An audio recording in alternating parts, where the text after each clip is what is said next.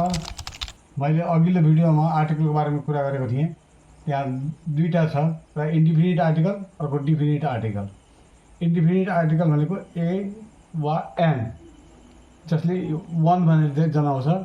Definite article भनेको तोकिएको अवस्थामा दको युज गर्नुपर्ने हुन्छ। अब अहिले इन्डिफिनिट आर्टिकलको बारेमा फेरि एकचोटि चर्चा गरिदिउँ, त्यसपछि म दको बारेमा पनि डिफिनिट आर्टिकलको बारेमा फेरि कुरा गरौँला। अब मैले अघिल्लो भिडियोमा भनेको थिएँ, अ आ इ ई उ ऊ ए ऐ ओ औ अम अ बाट कुनै पनि वर्ड सुरु छ भने त्यहाँ एनको युज गरिदिने, र छैन भने ए को युज गरिदिने। र छैनको अर्थ हो कदेखि ज्ञसम्मबाट आउँछ।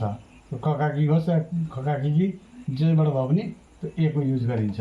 जस्तै यहाँ बी भनेपछि बबाट सुरु भयो, ब त यसमा छैन, नभएपछि ए को युज गरिदिने। क्याट कबाट आयो, क पनि यसबाट छैन, यसबाट आयो, त्यो ए को युज गरिदिने। इगल ईबाट आयो, ई यसमा छ, त्यसैले यहाँ एनको युज गर्नु भनेको छ, एनको युज गरिदिने।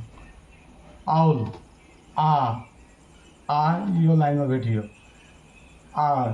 त्यसरी यो लाइनमा भेटिएको हुनाले यहाँ एनको युज हामी गरिदिउँ। बुक ब भनेपछि यो लाइनमा पऱ्यो, त्यसरी हामी ए को युज गरिदिउँ। युआरएन अर्न अबाट सुरु भयो, अ यहाँनिर छ, त्यसरी हामी यहाँ एनको युज गर्नु भनेको छ, एनको युज गरिदिउँ। आइडिया भनेपछि आबाट सुरु भयो, एन आइडिया। अम्ब्रेला अबाट सुरु छ, अ यहाँ देखिएको छ, यहाँ अ आएपछि यहाँ एनको युज हामीले गर्नुपर्ने हुन्छ। नम्बरको चर्चा गरौँ। अब युएनआइटी युनिट छ, हुन त भवेलबाट सुरु छ, एइआइओयुबाट सुरु छ, तर चाहिँ यसले कन्सोनेन्ट साउन्ड दिन्छ, यु। यिनीहरू माथि हेर्दाखेरि युले अ साउन्ड दिइरहेको छ, यो अमा गयो, त्यसैले यहाँ एनको युज भयो। तल पनि यु छ, तर यसले चाहिँ कन्सोनेन्ट साउन्ड दिन्छ, यु, यो या यी यो क लाइनमा पऱ्यो, त्यसैले हामी यहाँनिर क लाइनमा पर्ने भएको हुनाले ए को युज गरिदिनुपर्छ। तल पनि युटेन्सल त यहाँ पनि यु क लाइनमा पर्ने भयो, त्यसैले हामी यहाँ ए को युज हामी गर्छौँ।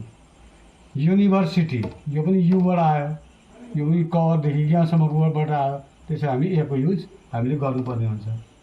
तल पनि युनिफर्म यो पनि क लाइनमा पऱ्यो, हामी ए को युज गर्नुपर्ने हुन्छ। म्यान म यहाँ छैन, यो लाइनमा पऱ्यो, त्यसै हामी ए को युज गर्नेछौँ। ओल्ड म्यानको अगाडि यहाँ ओल्ड एडजेक्टिभ आएको छ, तर यसको अनुसार हामीले आर्टिकल लाउनु पर्ने हुन्छ। ओल्ड भने ओ आयो यो लाइनमा छैन, नभएपछि हामीले एनको युज गर्नुपर्ने हुन्छ। यहाँ 15 नम्बरमा छ, यहाँ पनि ओबाट सुरु छ, माथि पनि ओबाट सुरु छ, त माथिको ओले चाहिँ ओ नै साउन्ड दिन्छ, अईकोबाट साउन्ड दियो, त्यसैले हामीले एनको युज गरिदियौँ। तलकोले वान भन्छ, वाबाट सुरु भयो, ओन नभएर वान भयो, व त व कहाँ जान्छ, त यो कदेखि यहाँसम्मको लाइनमा जान्छ, त्यसैले हामी ए को युज गर्नुपर्ने हुन्छ। एबाट सुरु भएको छ, ए भयो, अईको लाइनमा छ ए, त्यसैले यहाँ एनको युज गरिदिनुपर्ने हुन्छ, एन। एग ओरेन्ज ओ यो लाइनमा पऱ्यो, अईको लाइनमा पऱ्यो, त्यसैले हामीले यहाँ एनको युज गर्नुपर्ने हुन्छ। इन्जिन ईबाट सुरु भयो, ई पनि यसैमा छ, यो अईको लाइनमा, त्यसैले हामी यहाँ एन इन्जिन हुन्छ। अब यहाँनिर हेर्दाखेरि HOUR आवर छ, यो हावर होइन, आवर हो, यहाँबाट पढ्नुपर्छ, एच लेख्ने तर नपढ्ने, त्यसैले यहाँ आवर भएको हुनाले आबाट सुरु भयो, यहाँ यहाँ भएको हुनाले यहाँ एनको युज गर्नुपर्ने हुन्छ। यहाँ पनि ओनर एच लेख्ने तर नपढ्ने, त्यसैले ओनर भनेपछि ओबाट सुरु भयो, ओबाट साउन्ड आयो, त्यसैले हामी ओ चाहिँ यहाँ भएको हुनाले अईको लाइनमा भएको हुनाले यहाँ एनको युज गर्नुपर्ने हुन्छ। डिफिनिट आर्टिकलको बारेमा कुरा गरौँ। डिफिनेटिभ आर्टिकल चाहिँ स्पेसिफिक नाउनमा युज हुन्छ। अब यहाँ लेखिएको छ it is use before the names of river, newspaper, universe, holy book, historical monument etc. अब रिभर भनेको यहाँ कोशी, कोशीको अगाडि द लगाउने the Koshi, Karnali the Karnali, Ganga the Ganga, Jamuna the Jamuna, Narayani the Narayani, Mechi the Mechi. यो सबैमा हामी दको युज गर्न सक्छौँ। हामी सबैमा दको युज गर्न सक्छौँ किनभने यो रिभरको नेम हो। रिभरको नेम अगाडि हामी दको युज गर्न सक्छौँ। अब दोस्रो खण्डमा जाउँ।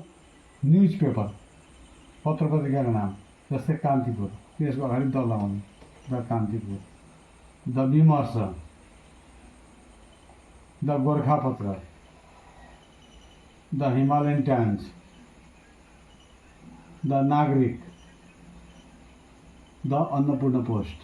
त्यसमा त्यो पत्रिकाको नाम भएको हुनाले त्यसको अगाडि हामीले दको युज गर्नुपर्ने हुन्छ। र अर्को खण्ड पऱ्यो होली बुक्स। होली बुक्स भनेको यो हामी साधारण बोलीमा भन्दा भगवानको किताब जस्तै रामायण, वेद, ऋग्वेद, महाभारत, कुरान, बाइबल, गीता, यिनीहरूमा द लगाउनु पर्ने हुन्छ। The Ramayana, the Veda, the Rigveda, the Mahabharata, the Quran, the Bible, the Gita. यो होली बुक भएको हुनाले हामीले दको युज गर्नुपर्ने हुन्छ।